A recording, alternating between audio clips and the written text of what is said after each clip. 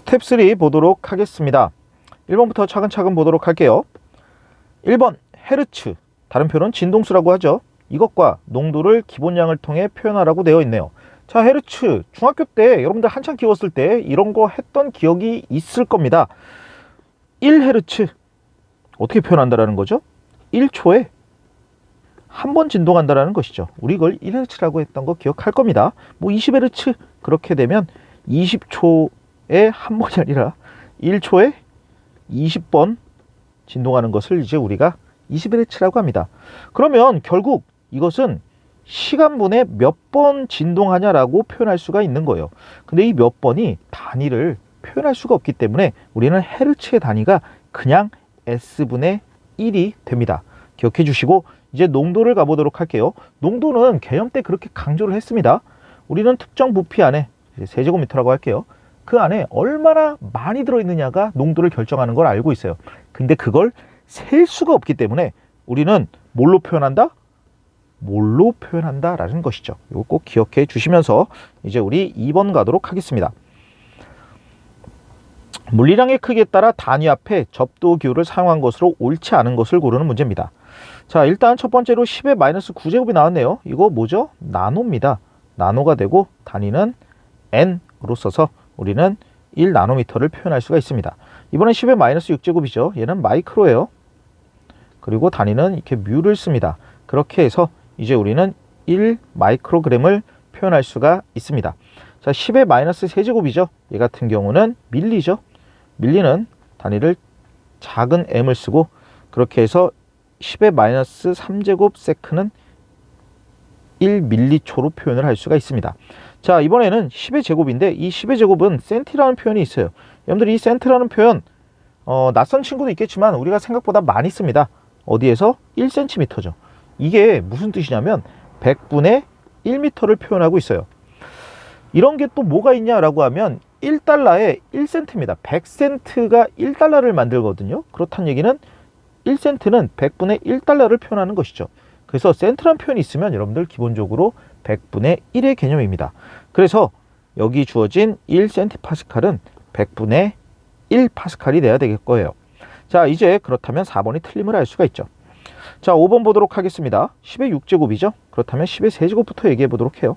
10의 세제곱은 킬로죠. 그리고 K로 씁니다. 10의 6제곱은 메가가 돼서 큰 M을 씀을 기억해 주시면서 3번 문제 넘어가도록 하겠습니다. 다음은 위성 위치 확인 시스템 GPS의 원리를 순서 없이 간략하게 나타낸 것입니다.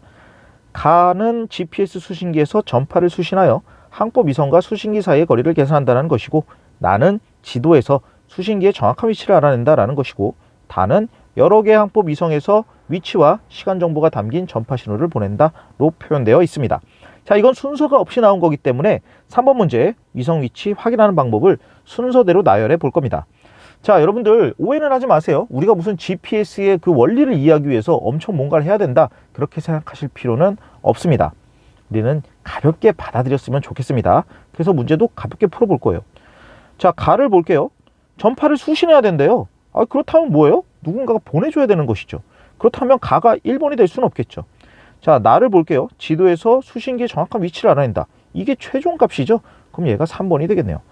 자, 다를 볼게요. 여러 개 항법 위성에서 위치와 시간 정보가 담긴 전파 신호를 보낸다 라고 돼 있어요. 그럼 얘가 1번이네요. 그래서 다 나가 아니라 다 가 나가 되겠죠. 자, 이렇게 알 수가 있는 것이고, 우린 여기에서 뭐 가볍게 원리를 이해한다기보단 그냥 어떻게 신호가 가고 오는지 정도를 그냥 그림으로 한번 파악만 하도록 할게요. 자, 요 그림입니다. 이게 GPS 수신 방식인데, 여러분들 요쪽에 이 모이는 지점에 이제 수신기가 있는 거죠. 여러분들 핸드폰이든 뭐든 간에 이제 GPS 수신기가 있을 거예요.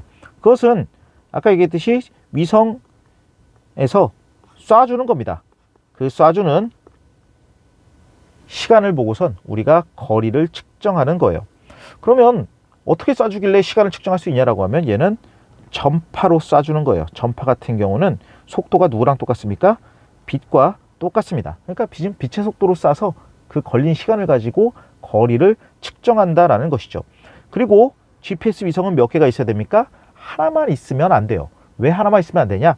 정확한 위치를 찾기 위해서라면 얘네들의 시간의 오차를 측정할 수 있어야 되는 것이고, 요 시간의 오차는 양자역학의 영역입니다.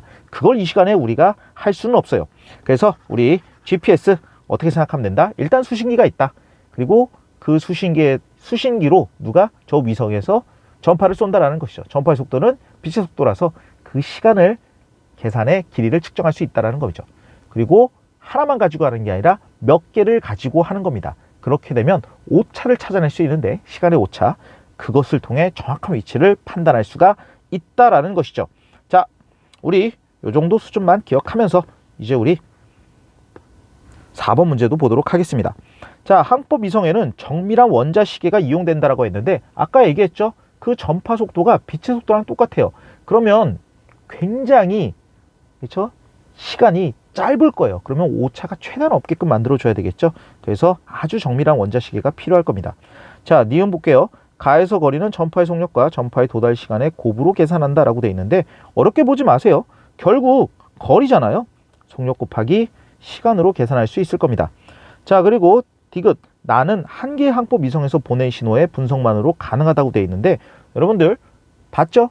보통은 4개 이상으로 해요. 뭐 어떤 거는 수십 개를 가지고도 하는데, 여러분들 한 개로는 택도 없음을 기억해 주시면서 이제 우리 5번 넘어가도록 하겠습니다. 자, 이번에는 유도량과 단위에 대한 내용이에요. 예시로서 속력과 미터 퍼 세크가 나왔습니다. 그렇다면 이제 우리 농도, 힘, 압력에 대해서 한번 체크해 보도록 할게요. 일단 농도입니다. 농도 어떻게 한다고요? 이제는 쉽게 가겠습니다. 세제곱미터분에 뭘로 표현한다고요? 몰로 표현을 할 겁니다. 요 몰을 표현하는 건 뭐 때문이라고요?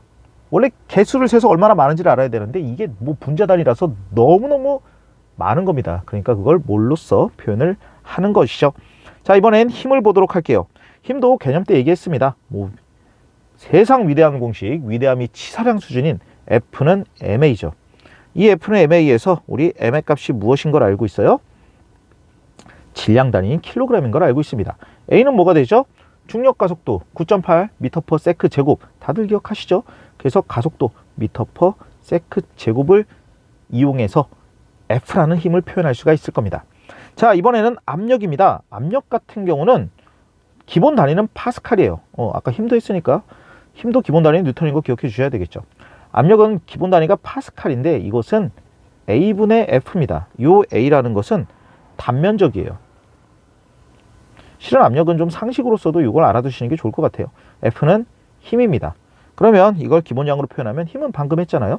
킬로그램 곱하기 미터 퍼 세크의 제곱이고, 이것분의 뭐가 됩니까? 단면적 같은 경우는, 그렇죠? 넓이니까 미터의 제곱이 되겠습니다. 뭐 우리가 이렇게까지 꼭 표현해야 되냐라고 하면 그럴 필요까지는 없을 거예요. 어쨌든 우리는 압력 파스칼이 이런 수준에 있다 정도만 체크하시면서 6번 문제 넘어가도록 하겠습니다.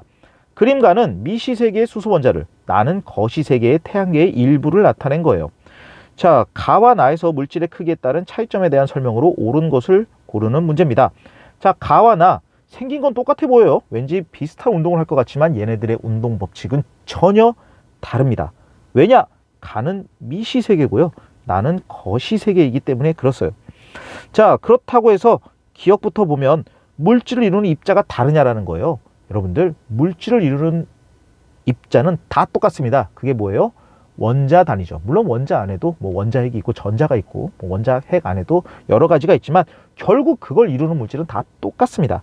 그리고 그것이 얼마나 많이 엮여 있냐 아니면 조금 엮여 있냐로 이렇게 크기가 달라지는 거기 때문에 기억은 틀린 내용이 될 겁니다. 니은을 보도록 하죠. 관찰할 때 사용하는 도구가 다르다라고 돼 있는데, 관찰할 때 사용하는 도구가 다를 수밖에 없겠죠. 지금 이게 같은 것을 이용하죠. 여러분들 저기 멀리 있는 저 안드로메다 은하를 보는데 그 과학실에 있는 그 광학현미경 갖고 볼 수는 없는 거잖아요. 그렇죠? 그래서 도구가 다르다는 건 맞는 내용이 되겠네요. 크기를 나타낼 때 사용하는 단위가 다르다라고 되어 있는데, 그렇죠. 저렇게 큰 거라 저렇게 작은 것을 같은 단위로 표현하는 건 합리적이지가 않은 것이죠. 그래서 단위가 다르다라고 얘기할 수 있습니다. 자, 물체 운동을 설명하는 방식이 다르다. 이걸 그렇게 개념 때 강조를 했었죠.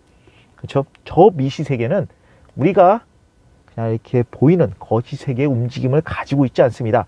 그게 이제 또 아까 얘기했던 양자의 영역인데, 요런 거 궁금해하는 친구들은, 그렇죠? 뭐 이렇게 위대한 학문을 저한테 배우려고 하지 마시고 요 과학 산부인과를 통해서 이제 여러분들이 출산의 고통을 느껴서 이렇게 잉태가 된 다음에 나중에 이제 아주 훌륭한 과학 공부를 할 수 있는 그런 피지컬 어디서 기릅니까? 과학 산부인과에서 길러야 되는 것이고, 이 물체 운동 설명하는 방식이 다르다는 것까지 체크해 주시면서 이제 우리 다음 단원에서 뵙도록 하겠습니다.